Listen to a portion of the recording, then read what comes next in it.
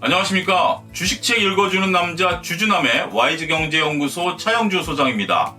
제 유튜브를 간단하게 소개해드리면 저는 주식책을 집중적으로 소개시켜드리도록 하겠습니다. 제가 읽은 책, 좋은 책 10권, 15권 이런 게 아니고요. 지금 시중에 나와 있는 수많은 주식책들을 제가 직접 읽고 이 책은 어떤 투자자들에게 어떠한 도움을 줄 수 있다. 이런 책은 오히려 투자자들에게 어떠한 나쁜 점을 줄 수 있다. 이런 것들을 솔직하게 비판적으로 소개를 해드리도록 하겠습니다. 그러기 위해서는 제가 제 돈으로 직접 책을 사봐야 되겠죠. 그래야 아무런 걸림돌 없이 비판적으로 책을 소개할 수 있을 것이라 미루어 짐작을 합니다. 물론 출판사에서 책을 보내주신다면 감사히 받겠습니다. 하지만 혹독한 어떠한 비판도 수용한다라는 전제 조건 하에 책을 받도록 하겠습니다. 자, 오늘 첫 번째로 여러분들에게 소개시켜드릴 책은 윌리엄 오닐의 최고의 주식 최적의 타이밍입니다. 첫 번째 책이니만큼 상당히 많은 고민을 했습니다. 어떠한 책을 봐야 될까요? 여러분들 지금 제 주위를 보면 수많은 책들이 있죠. 거의 90%가 주식 관련 책들입니다. 국내에 나와 있는 주식 관련 책들은 거의 다 있다라고 자부하고 있는데요. 물론 다 읽은 것은 아닙니다. 하지만 어떠한 부류의 책들이 어떻게 수용되고 있는지 정도는 알고 있습니다. 그 중에서 제가 제 유튜브를 시작하면서 첫 번째로 여러분들에게 소개할 만하다라고 자신있게 선정한 책이 바로 여기 나와 있는 최고의 주식 최적의 타이밍이라는 책입니다. 지금 여러분들이 여기서 보고 계신 책은 개정판이고요. 개정판 이전에는 이러한 모양으로 책이 나왔습니다. 제가 증권사를 다닐 때 읽었던 책인데요. 물론 같은 분이 번역을 했습니다. 이 두 책의 차이점은 차트가 들어갔냐 안 들어갔냐의 차이인데 이 과거의 책을 여러분들이 보시게 되면 주로 도서관 같은데 이 옛날 책이 있습니다. 옛날 책과 지금 최근의 책을 보면 최근 책 같은 경우는 차트가 많이 나와 있습니다. 뒤에 설명을 드리겠습니다만 이 차트를 공부하는 것도 투자에 상당히 많은 도움이 됩니다. 따라서 여러분들이 도서관에서 책을 빌려보실 때 구간보다는 신간을 빌려보십사라고 말씀드릴 수가 있겠죠. 윌리엄 오닐이 쓴 책은 국내에도 이렇게 또 다른 세 종류의 책들이 있습니다. 직접 쓴 두 종류의 책이 있고요. 하나는 윌리엄 오닐의 제자들에 대한 책들이 있는데 이거는 앞으로 시간을 두고 여러분들에게 하나 둘씩 다 소개를 해드리겠습니다. 왜냐하면 윌리엄 오닐은 제가 상당히 존경하고 저에게 많은 투자의 아이디어를 주신 분이죠. 그래서 저는 이분에 대한 책들을 전부 소개를 시켜드릴 예정으로 있습니다. 먼저 최고의 주식 최적의 타이밍을 선정한 이유부터 설명을 드리도록 하겠습니다. 저는 주식 투자의 기본은 가치 투자에 있다라고 믿는 사람입니다. 주식의 가치라는 것은 우리 투자자들의 약속이죠. 가치에 대한 약속이 없다라면 주식 투자는 단지 시세로만 움직이는 그러한 모습을 보일 가능성이 높다라는 거죠. 가치는 결국 주가랑 만나는 접점이다라고 말씀드릴 수가 있겠고 이러한 것을 기본으로 투자를 해야 된다. 이것은 가치 투자를 표방하는 벤저민 그레이엄이나 워렌 버핏, 피터 린치 수많은 투자자들이 얘기를 했죠. 그들과 윌리엄 오닐의 차이점은 윌리엄 오닐은 여기에 차트 투자를 접목시켰다라는 것들입니다. 가치 투자가 갖고 있는 일종의 한계라는 것이 가치가 중요한데 그러면 언제 주가가 움직이느냐? 이걸 잘 모른다라는 거죠. 따라서 가치 투자하시는 분들에게 장기 투자를 권해드리는 이유가 언제 움직일지 모르니 결국 저평가됐을 때 주식을 사서 그 평가가 올바를 때 팔라라는 거 아니겠습니까? 근데 윌리엄 오닐은 아니 개인 투자자들이 언제 그런 거 기다리느냐. 펀드 매니저도 아니고. 따라서 가치가 좋은 기업들을 선정해 놓고 그러한 것들이 움직이는 차트를 봤을 때 공통적으로 움직이는 차트의 모양이 나타났을 때 사라. 그러니까 우리가 가치가 좋은 기업 몇몇을 투자하는 게 아니라 가치가 좋은 기업들 이따만큼을 선정해 놓고 이 선정해 놓은 것 중에 차트가 움직이는 요따만한 종목을 매번 바꿔서 투자한다라면 상당히 수익을 빠르게 볼 수 있다. 그렇게 얘기를 하고 있습니다. 그렇다면 이것을 자신의 단순한 생각으로 표현을 했을까요? 아닙니다. 이러한 투자 아이디어를 가지고 역으로 추적을 했습니다. 미국 중심의 투자 판단이긴 합니다만 많이 올라간 주식들을 역으로 추적을 했죠. 그랬더니 어떠한 결론이 나오냐라고 한다면 분기당 그리고 매년 이익이 급증하는 기업들이 이러한 차트 모양을 만들었을 때 주가가 급락하더라. 이런 결론에 도달했죠. 그래서 윌리엄 오닐이 소위 캔 슬림이라는 신조어를 만들면서, 물론 다 약자들입니다. 이런 것들로 투자를 하면 성공할 수 있다. 이렇게 설명을 했다는 거죠. CN 이 부분은 분기당 이익과 전분기 대비해서 얼마큼 이익이 났는가, 이런 부분들로 얘기를 할 수 있죠. 이거는 뭐 같이 투자하시는 분들이 이익이 증가하는 기업에 투자해라, 이런 거와 일맥상통한다라고 말씀드릴 수가 있겠습니다. 이것은 모든 투자자들에게 공통된 요소다라고 말씀드릴 수가 있겠는데, 그 이외에 윌리엄 오닐의 독특한 시각이 드러납니다. 신제품이라든지 이런 뭐 경영 혁신을 일으킨다라든지, 아니면 주가가 신고가를 갱신한다라든지, 아니면 발행 주식수라든지 대주주 문제, 이런 것들에 대해서도 얘기를 하고 있다라는 거죠. 결국 수요와 공급, 이러한 임팩트를 줄 수 있는 부분에 대해서도 얘기를 하고 있다, 이렇게 말씀을 드릴 수가 있겠습니다.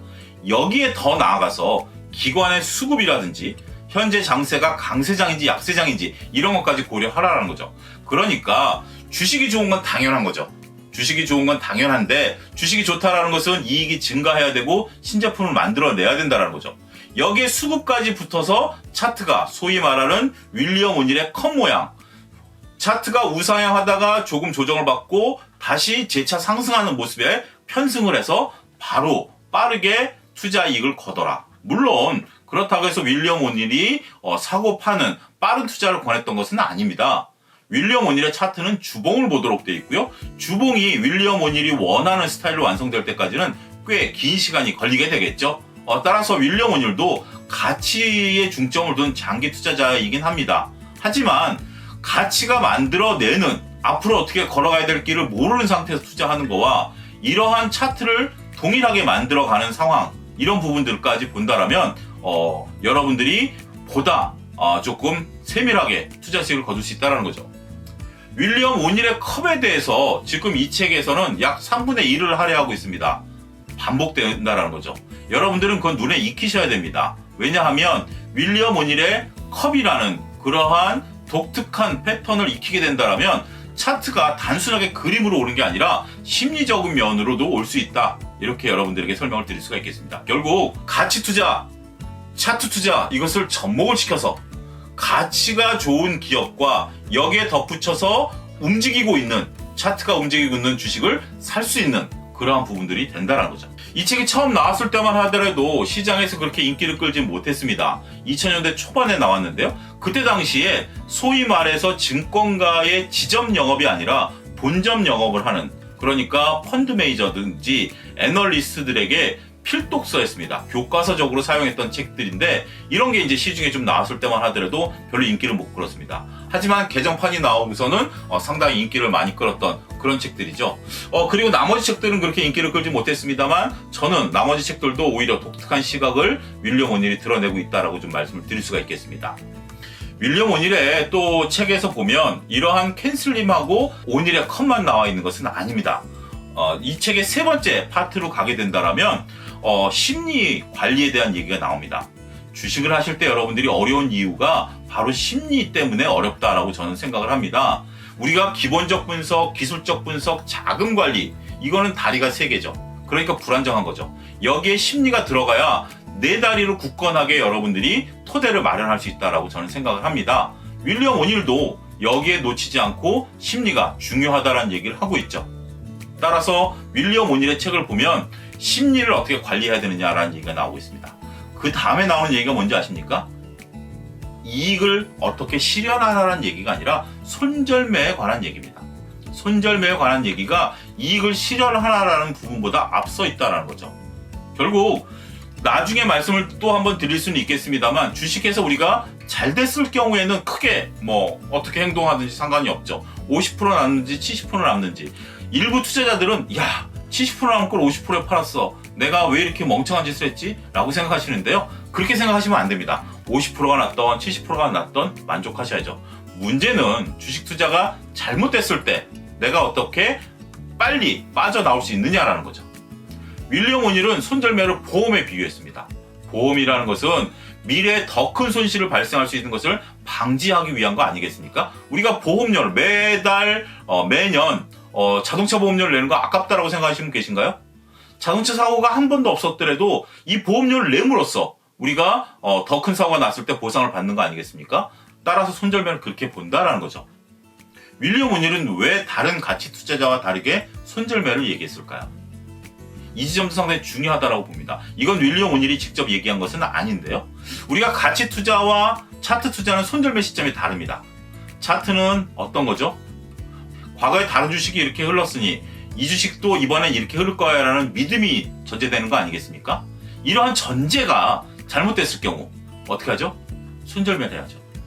차트 투자의 기본은 내가 생각한 대로 차트가 안 움직이면 가치 투자자로 전환하는 게 아니라 손절매를 하는 겁니다.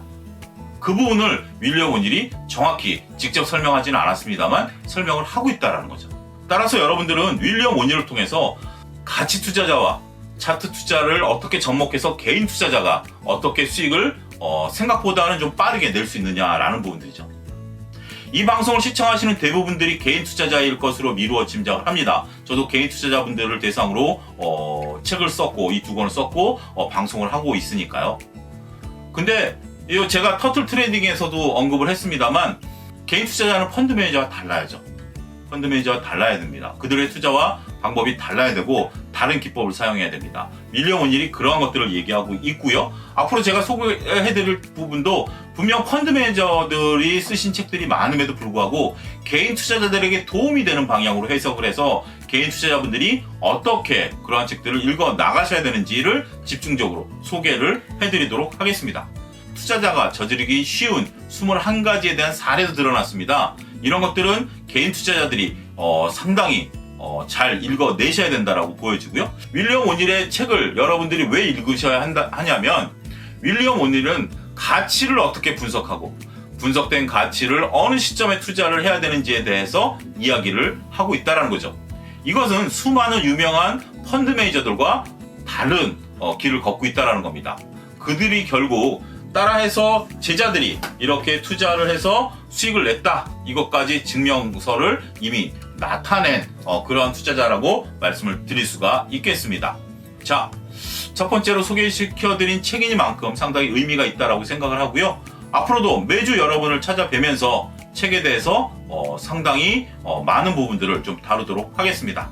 자, 감사합니다.